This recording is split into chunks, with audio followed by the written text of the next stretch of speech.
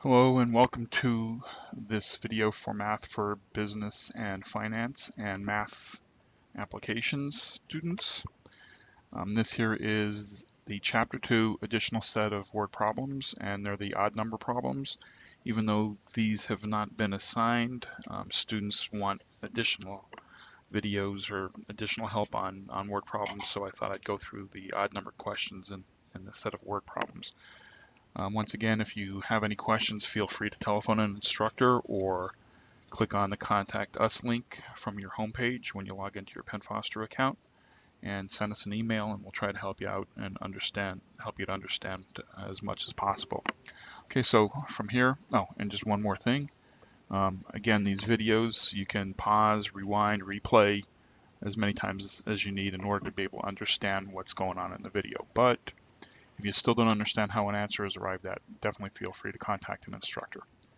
Okay, so let's move on to the next problem, which was 255. And let's see here. I need to get my pen here. So just give me a second here. Pens. Come on. All right, there we go. All right, here we go. An issue of Totten's fine, problem 255. An issue of Totten's fine working includes plans for a hall stand. The total height of the stand is 81.5 inches. If the base is 36 5/16 inches, how tall is the upper portion of the stand? Okay, right off the bat, you might not understand, just by reading it, what you need to be doing, but sometimes it helps to draw out something in order to get a little bit better idea. So I'm going to just quickly try to get this in a different way. I write sideways here, so it's a little difficult. Right, so here's definitely there's the top of the hall stand, and and let's say this is the bottom. Okay, so we have a hall stand that looks like that. Great drawing. Anyway, it says the total height is 81.5 inches, so that's from here to here is 81.5. Oops, 81.5. If the base is 36 5/16, so obviously I didn't create a very good hall stand, because this would look more like this, okay? But anyway, this portion here is 36 5/16, okay? The question is asking how tall is the upper portion? Well, if this portion here is the bottom and this here is the upper, we want to know how big the upper is. And again, it's a matter of, I drew out this here hall stand, but it could have just simply said, okay, this here is the total height of the hall stand, okay, and then I could have said this portion here is the base, and how much is the upper portion, okay? So I even though I drew out the hall stand, although poorly, I'm able to understand what the problem was asking me, or I could just use something as simple as a circle and be able to, think about how the problem should be worked out, because it's asking me if I have 81.5 inches tall, and I know that I have 36 5/16. Okay, I want to know when I subtract one from the other what the other portion is. Okay, so let me erase all of this and work the problem out, since we understand what the problem is asking. And let's just get it clean there. Okay, so I'm at 81.5, and I'm subtracting 36 5/16. Okay, so the first thing that I need to look at is are my denominators the same? And they're not. So I have to find the least common denominator. Um, so if I start out with 16, can 2 go into 16? Yes, it can. So I'm going to make my least common denominator 16. Right? And 2 can go into 16 8 times. 8 times 1 is 8. That gives me my numerator. And there's my whole number. Now that the denominators are the same, now I can subtract. I subtract the whole numbers. 6 from 1 is 5. 6 from 11, I should say, because that's 7. And again, this is me doing things out of my head the way I do it, but I've just done them so many times. Occasionally I forget that, oh, I'm going 6 from 1. Well, really I'm thinking that's 11 because I already did that conversion in my head from doing it so many times. But anyway, so 3 from 7 is 4. And then 5 from 8 is 3. And I put my denominator as 16, so my answer is 45 and 3/16 inches. Okay. All right, let's move on to the next problem. Okay, Frank 2-57. Frank Pulio bought 6,625 acres of land in ski country. He plans to divide the land into parcels of 13¼ acres each. Just by reading that, if I'm thinking, well, 6625, and if I divide by 13¼ I'm going to figure out how many parcels there are. All right. Again, that's just additional information that I'm thinking about as I'm reading the problem. Each parcel will sell for $125,000. How many parcels of land will Frank develop? Okay, so again, just my thinking about it, even before I read it, I had an idea as to what, I'm, it's almost thinking into the future here, predicting what the question is asking. And if they're selling at $125,000, that might have something to do with it.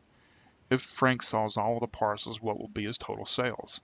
So yeah, I'm going to end up taking the 6625 and dividing by 13¼ and then the number of parcels that I get, okay, I want to multiply by 125,000 in order to know what the total dollar value is.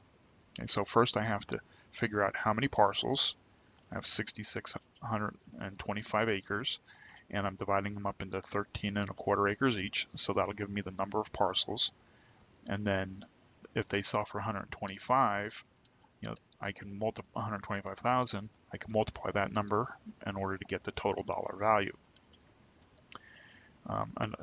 If Frank sells 3/4 of the parcels in the first year, okay, we'll come to that. We'll come back to that. All right, so let's do the math here. Okay, so since I'm going to divide 6,625 by 13¼ I can't divide by this mixed number, so I need to turn it into a fraction. All right. First, so 4 times 13 is 42. Okay, so 13 times 4, that's 12, 52. All right. 52 plus 1 is 53. So I have 53/4, and I'm dividing that into the 6625. Now remember what we had said in one of our previous problems, that in order to, we can't just divide easily, okay? So what we do is we take the, instead of dividing, we multiply and we invert our fraction. So now our problem becomes 6625 times 4/53. Okay, and we could either do the math, or we can try to cancel out here. Mentally, I can't I'm not going to divide 53 into 6625 in order to see what that is, even though it's a possibility it might go into it evenly because I have a 3 and a 5. So I'm going to have a tendency just to do the math the long way and then reduce to the lowest terms in this for this problem. So 6625 times 4 gives me 20. That's 8. That's 10. 24, 25, 2, 24, 26. So I end up with 26500 over 53. And then I could divide, then I need to divide the 26,500 by the 53. And what do I get? 53 can't go into 26, 53 into 265. I'm going to guess 5 because 5 times 5 is 25. So I'm going to 5. 5 times 3 is 15. Count my 1.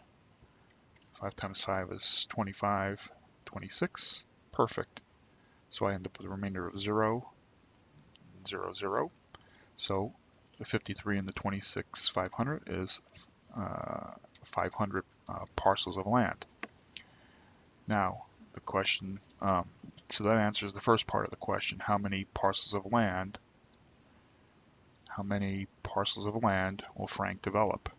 Now it's asking if Frank sells all of the parcels, what will be his total sales? So let me do a little erasing here.